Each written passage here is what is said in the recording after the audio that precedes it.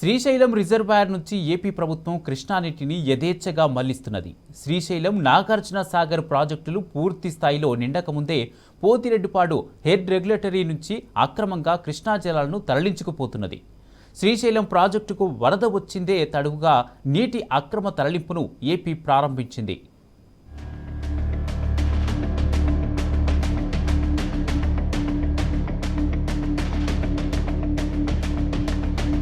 Srisailam project నుంచి AP జలదోపిడీ కొనసాగుతోంది.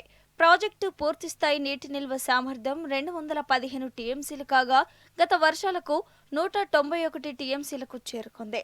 నీటి మట్టం 873 అడుగులకు చేరుకోగానే ఏపీ నీటి మళ్లింపునకు పూనుకుంది. పోతిరెడ్డిపాడు హెడ్ రెగ్యులేటరీ ద్వారా తెలుగు గంగా, హంద్రనీవా, సుజల స్రవంతి, ఎస్ఆర్బీసీ కాలువల ద్వారా యథేచ్ఛగా నీటిని తరలిస్తుంది. గత 15 రోజుల్లోనే దాదాపు 10 టీఎంసీలకు పైగా కృష్ణా జలాలను మళ్లించినట్టు ఏపీ స్వయంగా వెల్లడించిన గణాంకాలు. కానీ క్షేత్రస్థాయిలో అంతకు రెండింతలు జలాలను మళ్లించిందని రాష్ట్ర నీటి రంగ నిపుణులు వాదిస్తున్నారు.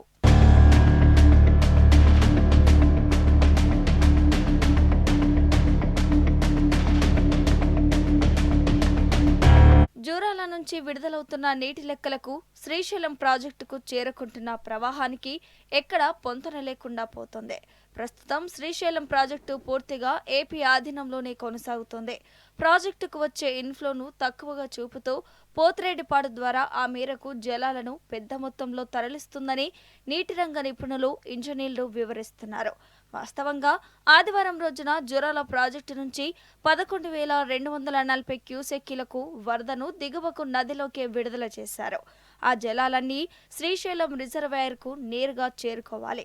ట్రాన్స్మిషన్ నష్టాలను కలుపుకున్నా కూడా 2,000 క్యూసెక్కుల వరద తగ్గిపోతోంది.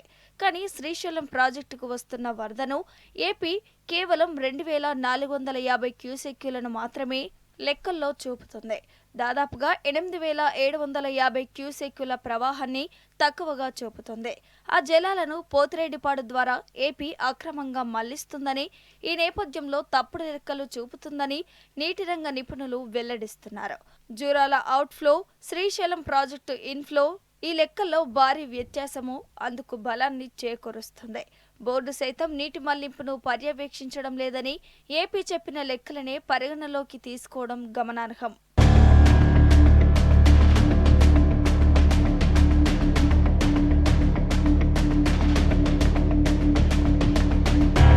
ఏపీ ప్రభుత్వం గత ఏడాది సైతం పోతిరెడ్డిపాడు హెడ్ రెగ్యులేటరీ ద్వారా ఇష్టరీతిన జలాలను మళ్లించుకుపోయింది. వరద ప్రారంభం కాగానే జలాల మళ్లింపును చేపట్టింది. వాస్తవంగా పోతిరెడ్డిపాడు హెడ్ రెగ్యులేటరీ నుంచి ఏపీకి కేవలం తెలుగు గంగా 15, ఎస్ఆర్బీసీ 19 టీఎంసీలు కలిపి మొత్తంగా 34 టీఎంసీలు కేటాయింపులే ఉన్నాయి.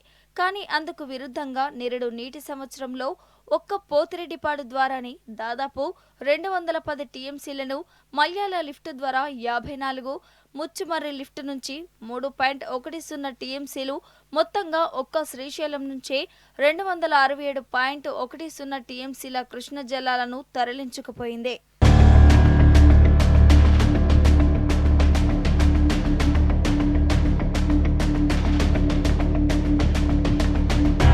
నీటి సంవత్సరం ముగిసే వరకు ఇండెంట్లు, నీటి విడుదల ఉత్తర్వులు లేకుండానే మళ్లించుకుపోయింది. అయినా తెలంగాణ ప్రభుత్వం నిలదీయలేదు, బోర్డు నిలువరించనూ లేదు.